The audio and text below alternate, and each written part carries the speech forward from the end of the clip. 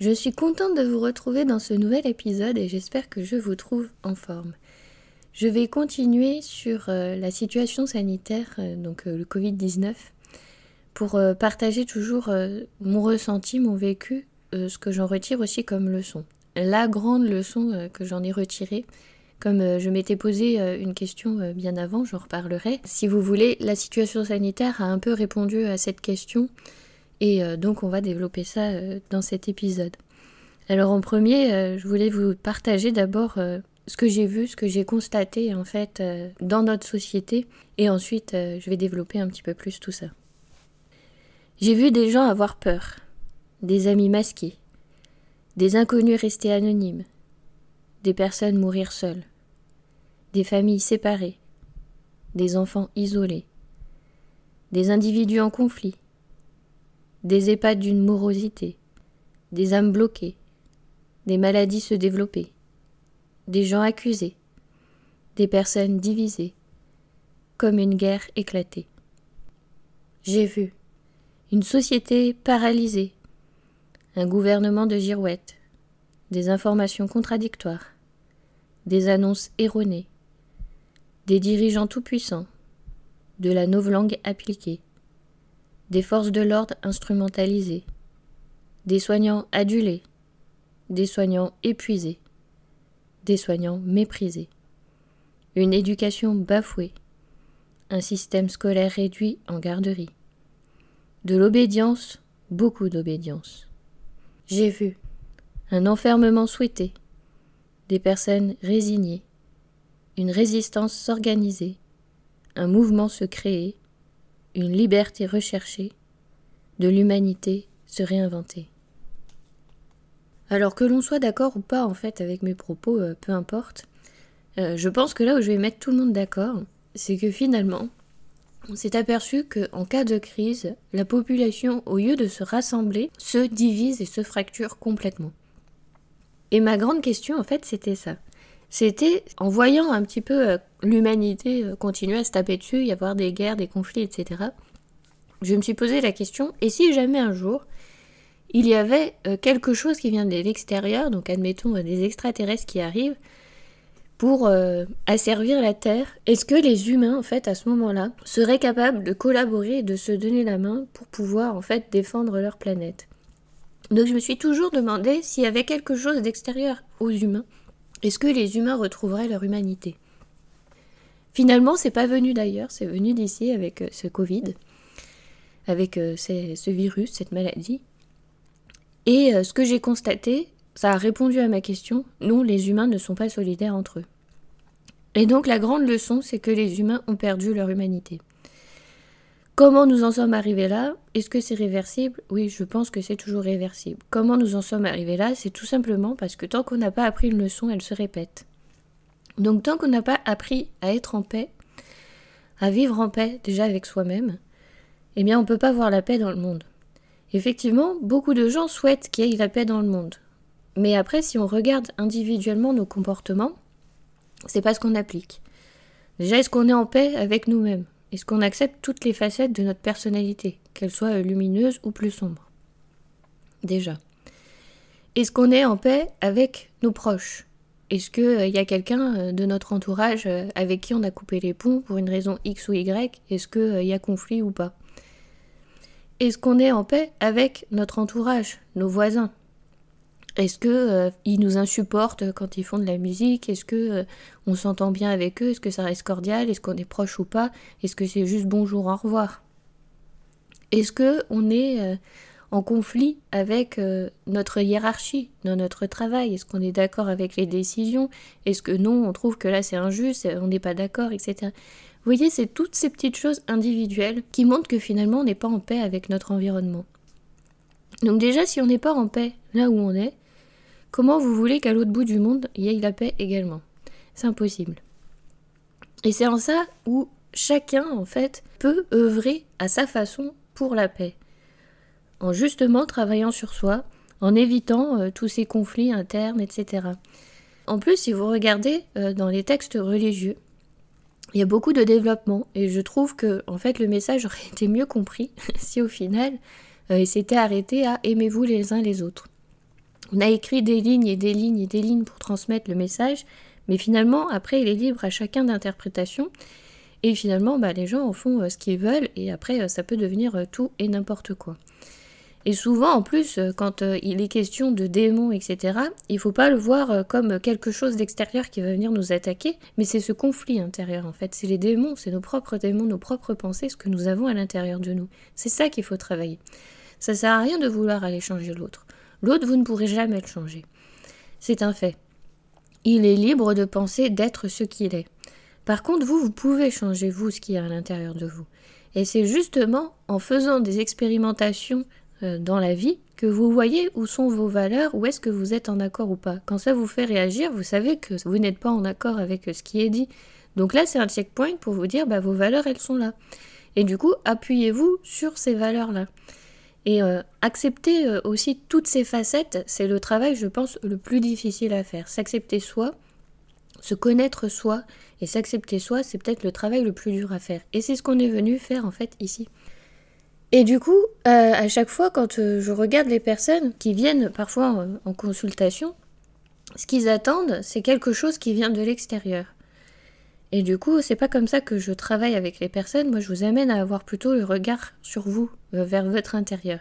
Ils s'imaginent toujours être attaqués par des démons qui viennent de l'extérieur, attaqués par des entités qui viennent de l'extérieur, chercher une raison à l'extérieur d'eux-mêmes pour expliquer ce qu'ils sont en train de traverser. Et si ça venait de vous, finalement? Donc effectivement, il y a des personnes qui viennent et qui me disent voilà, j'ai ça, en gros comme symptôme, et en fait ils veulent quelle est la solution, la médication. Mais c'est pas comme ça que ça marche, un accompagnement.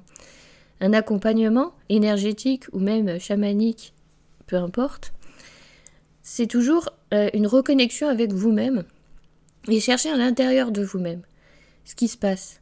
L'extérieur n'est que le reflet de l'intérieur. Donc effectivement, si à l'intérieur vous êtes complètement déboussolé, c'est le chaos, à l'extérieur c'est le chaos. C'est juste de la logique. Vous n'allez voir que ce que vous êtes prêt en plus déjà à expérimenter, mais que ce à quoi vous croyez, que ce à quoi vous adhérez. Vous ne ferez jamais l'expérimentation de ce à quoi vous n'adhérez pas. Et donc du coup, là dans cette expérimentation du Covid, on a vu ce que ça donne. Qu'est-ce qu'il y a à l'intérieur de nous? Le conflit. La division, séparation, le deuil, la morosité, la dépression, la tristesse, la peur. Alors ça, la peur, on nous l'a servi à toutes les sauces. Donc en fait, c'est tout ça en fait qui est remonté, qui a émergé. Il y avait très peu de lumière, mais c'est vrai que ça a quand même réveillé de certaines personnes qui se sont dit « Ah oui, là je vais peut-être aller un peu plus de mon côté lumineux. Je vais essayer de travailler sur moi et de laisser un petit peu ce côté sombre parce que finalement ça ne me sert pas. » Dans tout ça, en fait, il faut bien retenir que c'est une question de choix. Vous avez le droit d'être lumineux comme vous avez le droit d'être sombre. Vous avez le droit d'être heureux comme vous avez le droit d'être déprimé. Ça, c'est vous qui choisissez, en fait. Vous êtes libre de faire ce que vous avez envie. Et personne ne peut venir vous dire « Bah non, là, vous avez tort ». Mais c'est vrai qu'à partir du moment où vous cherchez un accompagnement, vous cherchez à vous en sortir et à sortir, par exemple, de cette déprime, cette dépression, effectivement, la personne en face va tout faire pour vous faire sortir de... Elle va pas vous laisser dans cet état en disant « Bah non, tu l'as choisi, tu te débrouilles ». Parce que vous faites un pas pour trouver la solution. Mais si vous n'avez pas envie, vous avez tout à fait le droit de rester dans cet état. Vous avez tout à fait le droit de continuer à être la victime de tout ce qu'il y a à l'extérieur, alors que tout se passe finalement à l'intérieur de vous. Qu'est-ce qui vous empêche aujourd'hui d'être heureux? Ça peut être intéressant en fait, quand vous êtes comme ça, dans cette phase de dépression, de vous poser et de vous dire « Qu'est-ce qui m'empêche d'être heureux ?» Et puis noter tout ce qu'il y a et voir que finalement, c'est vous qui vous empêchez d'être heureux. C'est vous qui vous mettez dans cette situation-là. Si vous demandez de l'aide, bien sûr que quelqu'un viendra vous aider. Il y a toujours de l'aide quelque part. Il y a toujours une personne qui est là pour. Et si vous êtes là en plus en train d'écouter cet épisode, vous savez que j'accompagne les gens pour ça. Donc vous savez qu'il y a des solutions. Donc après, c'est à vous de décider de prendre en main ou pas pour aller dans cette direction-là. Et en fait, c'est tout ça ce qui nous a montré, en fait, cette situation de Covid. On nous a montré que... Finalement, si on nous dit de rester enfermés, tout ça, ça va pas. Les gens, ça n'allait pas, ils n'étaient pas heureux d'être enfermés. Ils avaient envie de sortir et tout, ils avaient besoin de cette liberté. Vous voyez, c'est un checkpoint. Vous avez besoin de sortir, vous avez besoin de cette liberté. Vous n'êtes pas fait pour être enfermé. C'est un checkpoint sur votre parcours pour vous dire, voilà, une de vos valeurs, ce qui est précieuse pour vous, c'est la liberté. C'était la liberté de penser, c'était la liberté de mouvement, c'était la liberté de pouvoir vivre, de faire ce que vous aviez envie, ce qui vous était en fait privé. Si au contraire, vous n'étiez pas confiné et que vous étiez toujours sur le terrain, et que là, vous voyez que les autres, ils étaient chez eux, payés à rien faire, alors que vous faisiez des heures et des heures et des heures, et que finalement, vous aviez le même salaire que celui qui restait chez lui. Bon, là, vous savez que vous aviez cette blessure d'injustice, parce que vous avez comparé. Donc, vous savez qu'il y a ça à travailler chez vous. Vous voyez, à chaque fois, les événements que vous avez vécus pendant cette situation qui était quand même assez énorme et un peu extrême, eh bien, ça a permis de révéler ça. Donc maintenant, c'est bien avec le recul, de se poser et de dire, voilà, qu'est-ce que j'ai ressenti et pourquoi ? Qu'est-ce que ça a provoqué chez moi et pourquoi ? Vous voyez, quand ma collègue m'a dit c'est à cause de gens comme toi que finalement le pass et les restrictions et tout ça n'ont servi à rien, voilà, elle sait qu'elle veut un système organisé. Elle veut qu'il y ait des lois, elle veut rester dans ce mode de fonctionnement, qu'on lui dise quoi faire, quand faire, comment faire, pourquoi faire. Voilà, c'est son fonctionnement. C'est un checkpoint. Elle ne veut pas en fait être libre de penser, etc. Elle veut qu'on lui dise quoi faire. C'est son fonctionnement. Et d'ailleurs, comme elle était professeure, enfin elle y est toujours sûrement, comme elle est professeure, c'est aussi ce qu'elle appliquait avec ses élèves. Ses élèves devaient obéir. Ses élèves devaient avoir le goût du travail. Ses élèves devaient avoir le goût de l'effort. Et s'ils ne l'avaient pas, c'était des bons à rien.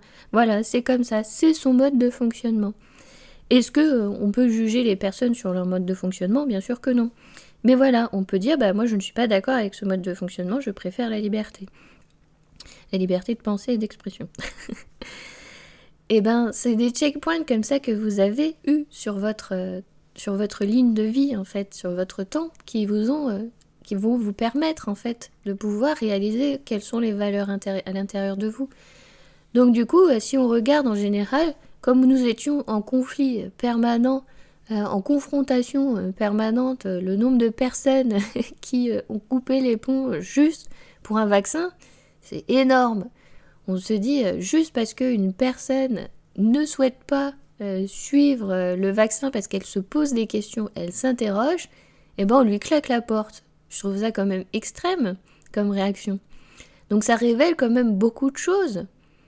Pourquoi une personne qui n'a pas le même avis qu'une autre mérite d'être rejetée ? Et pourquoi la personne avec qui les autres ont coupé se sent rejetée ? Vous voyez, dans les deux cas, il y a cette question qui se soulève. Donc les deux ont à travailler. Hein. C'est pas que d'un côté c'est bien et d'un côté c'est mal. Hein. C'est pas ce que je suis en train de dire. Bien que nous sommes dans une réalité de dualité, je vous invite à écouter l'épisode de podcast chez Zen Attitude, chez Zenome avec la dualité. Il y a 2 épisodes d'ailleurs.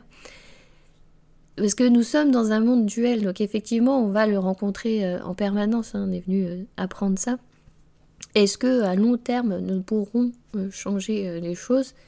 C'est à voir comment ça évolue. On va dire oui, non et peut-être, puisque toutes les réalités sont possibles et probables. Donc effectivement, oui, il y aura une ligne de temps oui, où ça changera, il y aura une ligne de temps où non, ça ne changera pas, et une ligne de temps où ce sera peut-être, ce sera encore autre chose. Et entre, il y aura tout le panel de possibilités. C'est intéressant. Je vous invite à faire cet exercice, à vous poser, et puis à checker comme ça, qu'est-ce qui s'est passé pendant cette situation extrême ? Comment je l'ai vécu ? Posez-vous ces questions-là. Qu'est-ce que j'en retire comme leçon ? En fait, pourquoi j'ai ressenti ça ? Pourquoi j'ai ressenti ça ? Pourquoi je l'ai vécu comme ci ? Pourquoi j'étais en confrontation ? Pourquoi j'ai coupé les ponts avec telle personne ? Pourquoi je me suis rendu compte d'eux ? Pourquoi je me suis mise à la méditation ? Pourquoi d'un coup ça a développé chez moi des dons, des capacités que je ne soupçonnais pas ? Pourquoi il y a eu ce changement ? Pourquoi il y a un avant et un après ? Parce qu'effectivement, il y a un avant, un après. On n'a pas repris le cours de nos vies comme c'était. On s'est rendu compte de certaines choses, chacun à notre niveau, et puis on a chacun avancé différemment, mais il y a vraiment eu cette coupure, cette cassure. Donc c'est intéressant de se poser et de chercher à l'intérieur de soi, qu'est-ce qui a été modifié ? comment on a vécu cette cassure. Est-ce qu'au contraire, on l'a traversée très simplement, très calmement, on savait même pas qu'il y avait une situation sanitaire, on savait même pas qu'il y avait eu des confinements, c'est peut-être possible, hein. Il y a peut-être, d'ailleurs il y a des tribus qui n'ont pas entendu parler du Covid-19, qui ont continué à vivre normalement leur vie dans leur tribu, puisqu'ils sont complètement coupés du monde. Donc pourquoi chez nous ça a impacté ? Pourquoi nous avons vécu ça ? Pourquoi avons-nous traversé ça ? Quelle était la leçon ? Donc la leçon globale, c'est il n'y a que du conflit, hein, ça c'est sûr. Mais la leçon individuelle, qu'est-ce que vous pouvez en tirer vous ? Et comment vous pouvez alors œuvrer, vu que vous remarquez qu'il y avait eu ce conflit, cette cassure, comment on peut œuvrer pour retrouver cette humanité ? Parce que concrètement, les humains sont complètement déconnectés de leur humanité. Mais tous, hein, c'est pas il y a des personnes éveillées, il y a des personnes pas éveillées, tout ça. Non, je parle globalement. On est tous coupés de notre humanité. C'est simple. Il suffit aussi de regarder la façon dont on traite les animaux. Les animaux, ils sont élevés pour être abattus et mangés. Est-ce que vous envisagez des humains qui sont élevés pour être abattus et mangés ? C'est horrible comme situation. Et c'est ce qu'on fait avec les animaux qui sont des êtres vivants. Et si on étend aux végétaux, c'est exactement la même chose. On fait de la monoculture, des champs de monoculture sur des lignes et des lignes, pour les élever, pour les manger. C'est des êtres vivants aussi. On a perdu en fait ce respect d'autres formes de vie, d'autres consciences. C'est aussi ce que je rappelle dans les 13 mères originelles, avec la première gardienne, où justement elle nous apprend, celle de janvier, à rentrer dans l'espace d'autrui avec respect. Ça, on l'a perdu. Il suffit juste de le regarder aussi tout simplement sur les réseaux sociaux. Dès qu'il y a quelqu'un qui poste un truc, on vient lui dire « Ouais, t'es débile, machin, nanana », et puis quand l'autre répond « Oui, tu as le droit de penser ça », c'est « Ah !» Voilà, c'est tout de suite ça, c'est de la confrontation, c'est du conflit. Mais en fait, si vous n'êtes pas d'accord avec l'autre, passez simplement votre chemin. Pourquoi ça nous fait réagir ? Pourquoi nous réagissons ? Pourquoi on va titiller la personne d'en face ? Elle a le droit de partager son point de vue, en fait, on s'en fiche. Hein. Concrètement, si ça ne nous touche pas, si ça ne nous concerne pas, on peut tout simplement passer le chemin. La personne, elle n'écrivait pas ce message ou elle ne postait pas cette vidéo pour vous personnellement. C'était pour la communauté, pour le plus grand bien, ou je ne sais pas. Mais en tout cas, ça ne vous concerne pas vous personnellement, donc pourquoi ça vient vous chercher vous personnellement ? Et juste dans les réseaux sociaux, on voit que les personnes n'ont pas appris à rentrer dans l'espace sacré de quelqu'un avec respect. Ils viennent comme ça avec leurs grosses chaussures, leurs gros sabots s'installer. Et pourquoi ils en sont là ? Tout simplement parce qu'on ne leur a pas appris à rentrer avec respect dans l'espace sacré de quelqu'un. Donc ça veut dire qu'on n'est jamais rentré dans leur espace sacré avec respect. Donc moi j'ai plutôt de l'empathie pour ces personnes, parce que forcément, si on leur a pas appris ça, ils peuvent pas faire. Et c'est comme tout. C'est comme les enfants, quand ils arrivent à l'école. Si on leur apprend pas à utiliser une paire de ciseaux, jamais ils n'utiliseront une paire de ciseaux. Si on ne leur apprend pas à utiliser un feutre, jamais ils n'apprendront à utiliser un feutre. J'ai déjà eu un élève où tout ce que je lui proposais, j'en ai déjà parlé, il hurlait. Il hurlait à la mort, que je lui propose une voiture, capla, puzzle, feutre, feuille, dessin, n'importe quoi, il hurlait à la mort. Donc les parents n'étaient pas francophones, donc on a pris du temps pour faire venir un interprète pour pouvoir dialoguer avec les parents. Et donc ils ont expliqué qu'il avait 0 jouet. Donc il arrivait à 3 ans sans avoir jamais manipulé quoi que ce soit. À part le téléphone, où du coup il regardait vidéo sur vidéo. Et donc forcément, moi qui lui proposais d'utiliser des objets, il était juste terrorisé. C'était quelque chose de complètement inconnu. Donc forcément, des adultes qui n'ont pas appris à rentrer avec respect, comment ils font pour rentrer avec respect ? C'est impossible, c'est inenvisageable. Si on ne leur a pas appris, ils ne peuvent pas le faire. Et donc, eux-mêmes se retrouvent terrorisés à l'idée de devoir montrer du respect. Comment c'est possible ? Mais si je montre du respect à l'autre, il va forcément m'en manquer, je suis obligée de me défendre. Vous voyez, c'est ces mécanismes-là qui sont en jeu. Et donc voilà, la grande leçon de cette situation sanitaire, c'est que ça a fait émerger, puissance 10 000, tous ces côtés-là. Tous ces côtés, aussi bien ces bons côtés que ces travers. Alors pourquoi je parle aussi de bons côtés ? On est toujours dans notre réalité duelle, hein, donc forcément au niveau humain, on va dire que dans notre morale c'est bon. Parce qu'il y a eu une émergence de gens qui se sont dit stop, je peux pas continuer à faire tout et n'importe quoi, et je vais œuvrer pour le bien de l'humanité. Et puis il y a des gens, ils se sont retirés, ils se sont dit bah non, je vais me remettre à la permaculture, je vais revenir en arrière, je vais revenir à ce que faisaient nos ancêtres, je vais réapprendre ça pour pouvoir modifier les choses, parce qu'à mon échelle, je veux modifier les choses. Et puis il y a ceux qui se sont dit bah voilà, je vais développer en fait mes dons, mes capacités que je les ai pas révélées depuis longtemps.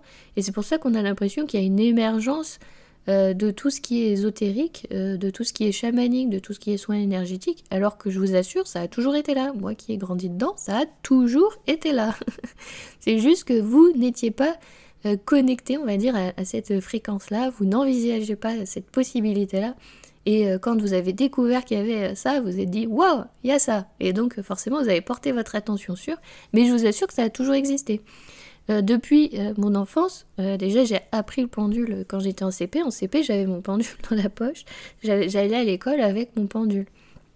Bon, c'était pas forcément une bonne idée, parce qu'en plus, comme c'était un cristal de quartz, forcément, il emmagasinait pas mal. Mais il est toujours actif et il est toujours très bien, et il vit très bien, donc je l'ai depuis des années.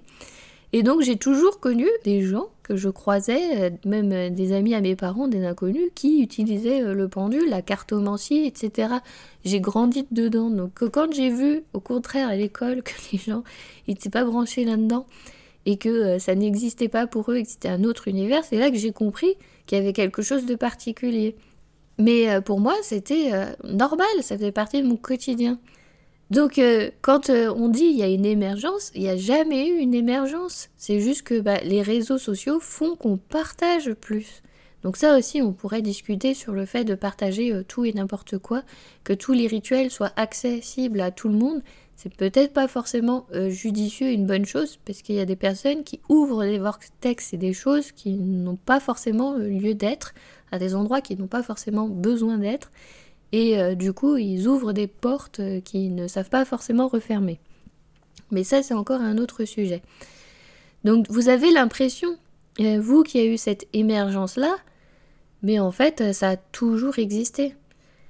Forcément, à un moment, ça a été caché, parce qu'avec la chasse aux sorcières, la chasse à toutes ces personnes qui étaient des guérisseurs, qui savaient utiliser les plantes, qui avaient ce savoir-là, etc.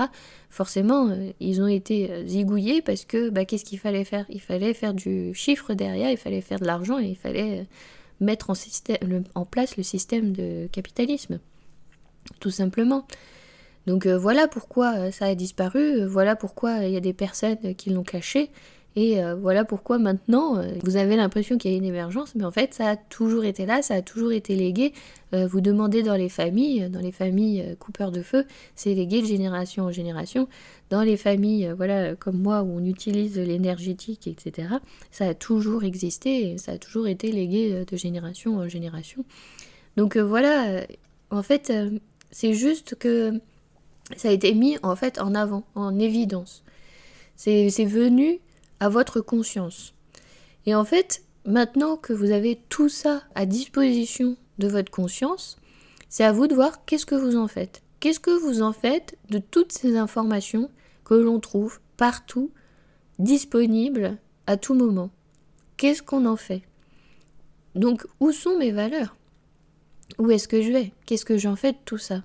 Est-ce que ça m'intéresse? Est-ce que ça m'intéresse pas? Est-ce que j'ai envie d'avancer dedans? Est-ce que j'ai pas envie d'avancer dedans? Est-ce que moi ça me plaît, cette société où finalement je travaille et j'ai l'impression d'œuvrer pour quelque chose? Est-ce qu'au contraire je trouve que mon travail est complètement inutile et que je sers à rien? Est-ce que je dois changer? Est-ce que je dois pas changer? Est-ce que c'est dans mes activités, dans mes passions que je vais pouvoir m'exprimer? Est-ce que j'ai besoin de cette liberté? Est-ce que finalement j'ai besoin d'être contrôlée? Vous voyez, ça va être à vous de pouvoir voguer sur votre propre bateau, parce que vous êtes le capitaine, et de voir en fait où vous voulez vous diriger.